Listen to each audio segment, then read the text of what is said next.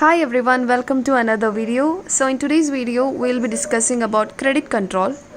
അപ്പോൾ നമ്മൾ ഇതിൽ ഡിസ്കസ് ചെയ്യാൻ പോകുന്ന പോയിന്റ്സ് എന്ന് പറയുന്നത് what is credit control, objectives of credit control, methods of credit control which is further classified into qualitative and quantitative methods. So moving on to the first point, let's discuss about what is credit control. So before moving on to credit control, let me briefly tell you about credit. എന്താണ് credit? നമുക്കറിയാം, നമുക്ക് എപ്പോൾ ക്യാഷിന് അത്യാവശ്യം വന്നാലും if you approach a bank they will provide us money, അല്ലെ, loans ആയിട്ട് നമുക്ക് ക്യാഷ് അവൈലബിൾ ആക്കി തരും. So credit means it is the ability to borrow money with an understanding to repay it in the ഫ്യൂച്ചറിൽ നമ്മൾ തിരിച്ചടയ്ക്കുമെന്നുള്ളൊരു എഗ്രിമെൻറ്റിൽ നമുക്ക് loans available ആക്കി തരും. ഇത് തന്നെയാണ് ക്രെഡിറ്റ് എന്ന് പറയുന്നത്. So now I'm going to discuss about a situation where there is excess of credit available in the economy. നമ്മുടെ എക്കോണമിയിൽ ഈ ക്രെഡിറ്റിൻ്റെ ഫ്ലോ കൂടിക്കഴിഞ്ഞാൽ എന്താ സംഭവിക്കുക? അപ്പോൾ ഗ്രാജുവലി ക്രെഡിറ്റിൻ്റെ ഫ്ലോ കൂടിക്കഴിഞ്ഞാൽ there will be overflow of money into the economy which will lead to general rise in price level. അല്ലെ, നമ്മൾ സാധാരണ മേടിക്കുന്ന ഐറ്റംസിൻ്റെ പ്രൈസ് ലെവൽ അത് കൂട്ടും, which leads to a decrease in purchasing power of individuals. അത് ഇൻഡിവിജ്വൽസിൻ്റെ purchasing power കുറയ്ക്കുകയും ചെയ്യും. Because സാധാരണ നമ്മൾ മേടിക്കുന്ന ഐറ്റംസിൻ്റെ വില കൂടിക്കഴിഞ്ഞാൽ ഇൻഡിവിജ്വൽസിന് അത് മേടിക്കാനുള്ള പർച്ചേസിങ് പവർ കുറയും. ഈ ഒരു സിറ്റുവേഷനാണ് നമ്മൾ ഇൻഫ്ലേഷൻ എന്ന് പറയുന്നത്. സോ ഇതുപോലെ തന്നെ ഇക്കണോമിയിൽ ഉണ്ടാവാൻ ചാൻസ് ഉള്ള വേറൊരു സിറ്റുവേഷനാണ് ഡിഫ്ലേഷൻ എന്ന് പറയുന്നത്. Deflation is the general decrease in price level of items. അപ്പോൾ സാധനങ്ങളുടെ വില സാധാരണേക്കാളും കുറയുന്ന ഒരു സിറ്റുവേഷനാണ് ഡിഫ്ലേഷൻ എന്ന് പറയുന്നത്. ഈ ഒരു സിറ്റുവേഷനിൽ എന്താ സംഭവിക്കുക? ആൾക്കാർ മണി സ്പെൻഡ് ചെയ്യാനുള്ള അവരുടെ ഒരു ടെൻഡൻസി കുറയ്ക്കും. So ഈ രണ്ട് സിറ്റുവേഷനും, this inflation and deflation, this both is not good for a healthy economy. So now let's come back to our topic, that is credit control. What is credit control? ഈ പറയുന്ന നമ്മുടെ എക്കണോമിയിൽ ഉണ്ടാകുന്ന money supply അല്ലെങ്കിൽ അതിൻ്റെ circulation control ചെയ്യാനുള്ള power it lies with the central bank. So credit control is a mechanism by which central bank exercises control over the total money circulation in the country. It ensures smooth flow of bank credit in the country. So let's move on to the next topic, that is objectives of credit control. അതിൽ first point എന്ന് പറയുന്നത് price stability ആണ്.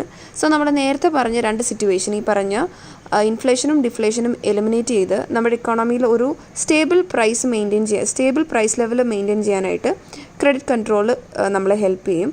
So one of the main objectives of credit control is to maintain price stability in the country by controlling the volume of credit.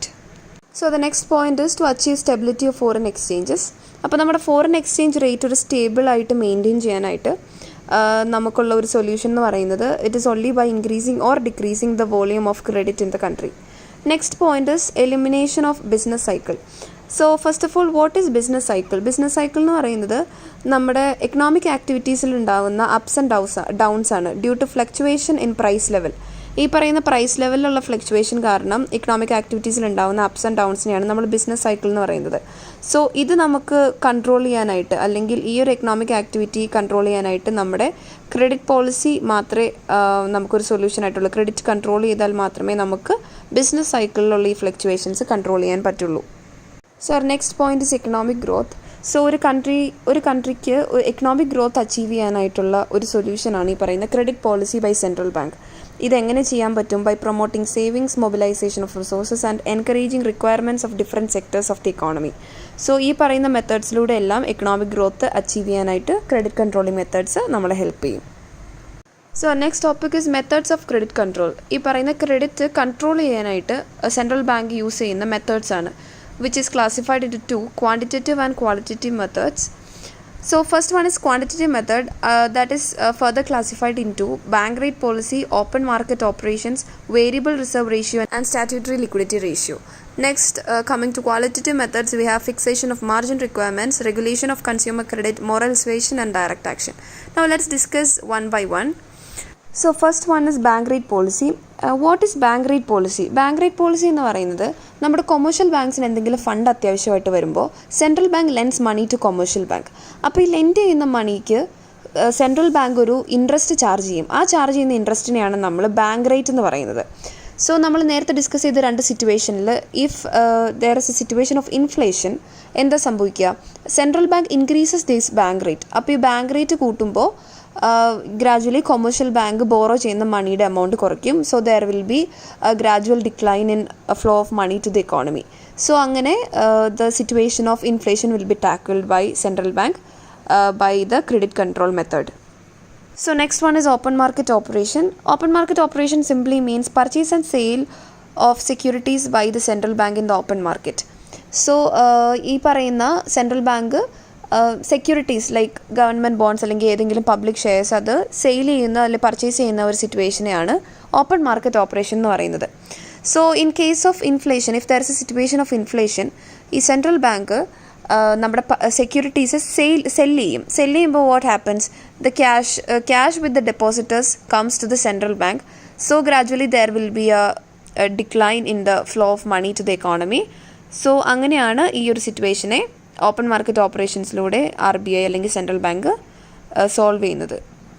ഇപ്പോൾ ഡിഫ്ലേഷൻ്റെ കേസാണെങ്കിൽ എന്താ സംഭവിക്കുക, central bank purchases securities, അപ്പോൾ there will be flow of money to the economy and the situation of deflation will be tackled.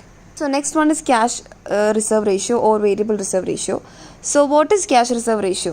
Every commercial bank is required to keep a minimum percentage of deposit as reserves with the central bank. Central ബാങ്കുമായിട്ട് ഒരു minimum percentage of deposit commercial bank maintain ചെയ്യണം. അതിനെയാണ് നമ്മൾ cash reserve എന്ന് പറയുന്നത്.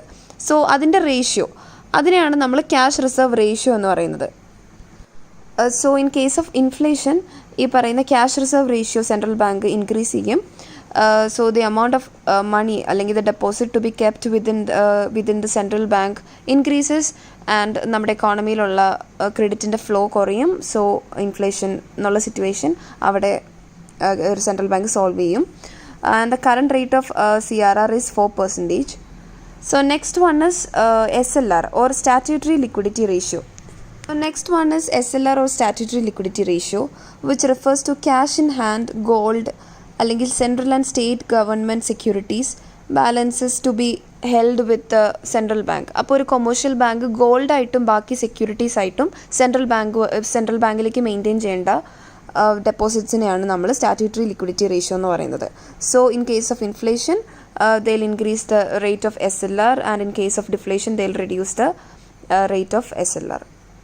So നമ്മുടെ quantitative methods of credit control ഇവിടെ കഴിഞ്ഞു. Next we are going to qualitative methods of credit control, and the first one is margin requirements. So first of all let me explain what is margin through an example. Just imagine that the market value of an security is 10,000 rupees and the margin is 25%. അങ്ങനെ 25% ആണ് അതിൻ്റെ margin എങ്കിൽ commercial ബാങ്കിന് ആ സെക്യൂരിറ്റിക്കെതിരായിട്ട് they can lend only 7,500 to its customer. അതിനാണ് margin എന്ന് പറയുന്നത്. So it is a difference between the market value of security and the amount of loan granted by commercial bank against that security. So in case of inflation, the central bank increases the rate of margin so that loans available ആക്കാനുള്ള കസ്റ്റമേഴ്സിൻ്റെ number കുറയും. അങ്ങനെ gradually there will be a decline in flow of money to the economy. So next one is regulation of consumer credit. So this is all about the down payment to be made on availing a loan. That is like ഇപ്പോൾ നമ്മൾ ഒരു consumer durable ഗുഡിന് 10,000 rupees ആണെന്ന് വിചാരിക്കുക, and the bank fixes the minimum down payment to be 50%. Then the borrower will have to pay 5,000 in advance. നമ്മൾ loan borrow ചെയ്യുന്ന സമയത്ത് will have to pay 5,000 rupees and ബാക്കി ഉള്ളത് നമുക്ക് ഇൻസ്റ്റാൾമെൻറ്റ്സ് ആയിട്ട് അടച്ചു തീർക്കാം. So next one is moral suasion. Moral suasion is nothing but a request or persuasion by the central bank to commercial bank.